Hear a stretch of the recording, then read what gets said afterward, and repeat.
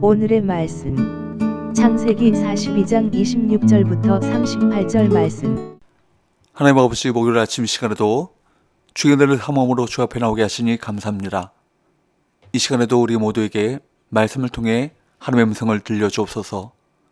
예수님의 거룩하신 이름으로 기도합나이다. 아멘.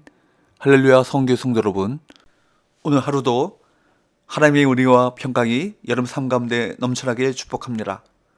오늘 우리에게 주는 하나님의 말씀은 창세기 42장 26절에서 38절까지의 말씀입니다. 본문은 애굽에서 풀려난 형들의 귀향 과정과 귀향 이후의 상황을 소개하고 있습니다. 귀향 과정 중에 요셉의 형들은 하나님이 어째서 자기들을 자꾸 곤란하게 하시는지를 생각합니다. 본문은 우리가 삶에서 일어나는 이런저런 일들을 어떻게 바라봐야 하는지에 대해 교훈하고 있습니다. 요셉의 형들은 귀향하다가 요관에 들르는데 형제 중 한 사람이 곡식 자루를 풀었다가 깜짝 놀라게 되죠. 26절 27절 그들이 곡식을 나귀에 싣고 그곳을 떠났더니 한 사람이 여관에서 나귀에게 먹이를 주려고 자루를 풀고 본즉 그 돈이 자루 아귀에 있는지라. 곡식 자루를 풀었다가 이미 곡식 값으로 치렀던 돈이 자루 아귀에 있는 것을 발견하게 된 것이죠. 이것은 형들이 회개하도록 압박하는 요셉의 의도적 추궁입니다. 형들이 곡식을 싣고 떠날 때 요셉은 그들의 자루에 돈을 도로 넣어줌으로써 그들에게 절도 혐의를 뒤집어 씌울 명분을 마련해 놓은 것입니다. 요셉은 흉년이 7년 동안 계속될 것을 알았기 때문에 형들이 큰 딜레마에 봉착해 돌아올 수밖에 없을 것을 알았습니다. 그들은 요셉에게 다시 돌아올 것입니다. 성도가 당하는 고난과 위기는 어쩌다 생긴 일이 아닙니다. 그런 일들은 하나님께 돌아가게 하는 촉매자로 하나님의 뜻을 이루는 역할을 합니다. 이 사실을 전해 들은 일행은 모두 공황 상태에 빠집니다. 28절 그가 그 형제에게 말하되 내 돈을 도로 넣었도다. 보라 자루 속에 있도다. 이에 그들이 혼이 나서 떨며 서로 돌아보며 말하되 하나님이 어찌하여 이런 일을 우리에게 행하셨는가 하고, 여기 혼이 나서라는 말은 혼이 나갔다, 넋이 나갔다라는 뜻이죠. 우리는 그 연유를 알지만 그들로서는 곡식값이 어떻게 자루에 도로 들어와 있는지를 알 길이 없는 것입니다. 안 그래도 요셉에게 좋지 않게 보였던 그들은 다시 애굽을 찾을 때 어떤 오해와 불이익을 당하게 될지 몰라 정신이 아득했을 것입니다. 그들은 하나님이 어떻게 이런 일을 행하셨는지를 탄식하며 원망합니다. 그들은 그 일로 자신들이 화를 당했다고 생각합니다. 왜냐하면 요셉이 그들에게 돈을 받지 않고 양식을 주었다는 사실을 알지 못했기 때문입니다. 다만 그들은 애굽 총리가 자신들을 해하려고 일부러 그와 같은 일을 꾸몄다고 생각했을 것입니다. 만일 그들이 진실을 알고 있었다면 매우 기뻐했을 것입니다. 우리도 이와 같이 하나님의 섭리와 은혜의 손길을 알지 못하면 모든 일에 원망과 두려움을 느낄 수밖에 없습니다. 29절에서 34절까지의 말씀을 보면 형제들은 무사히 가나안 땅에 돌아와서 야곱에게 애굽 땅에서 있었던 일을 자세히 보고합니다.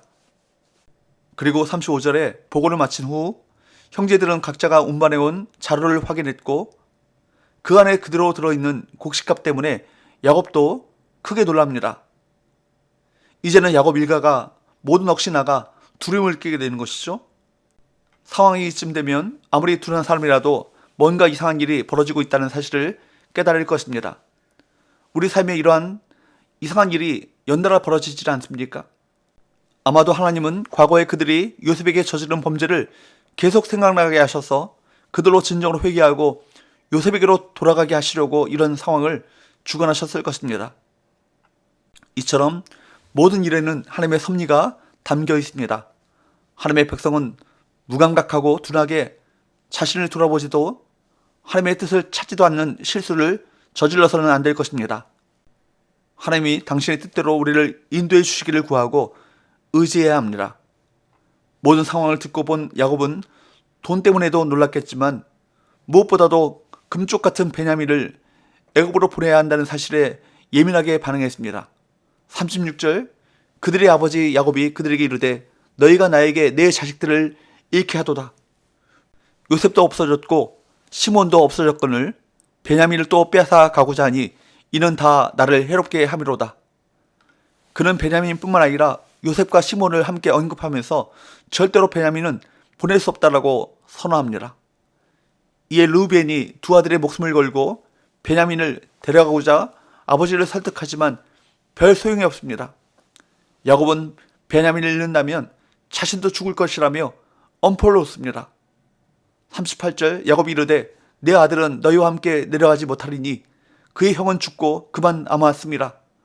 만일 너희가 가는 길에서 재난이 그에게 미치면 너희가 내 희머리를 슬퍼하며 수월로 내려가게 함이 되리라.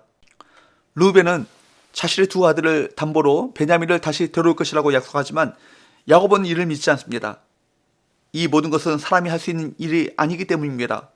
오직 전능하신 하나님께서 은혜를 베푸셔야만 이뤄질 일인 것이죠.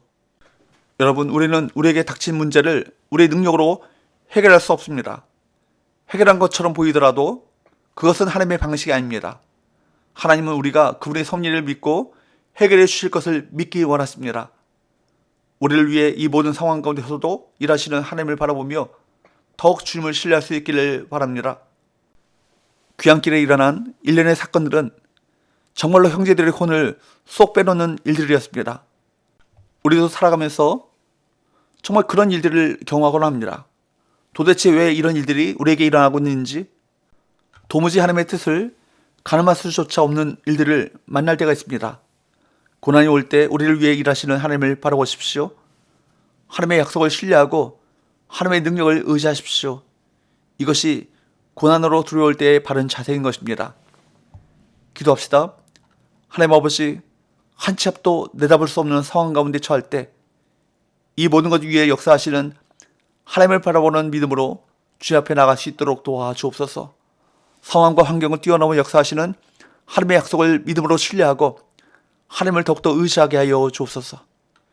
예수님의 거룩하신 이름으로 기도하옵나이다. 아멘.